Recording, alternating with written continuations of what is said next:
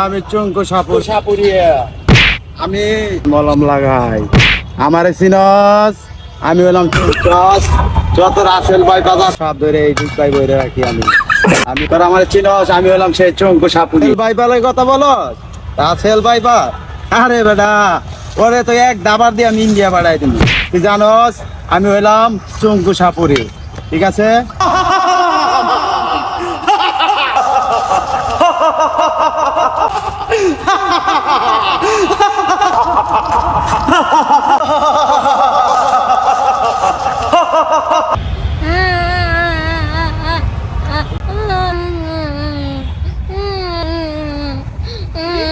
শুভ কান্দছে কেন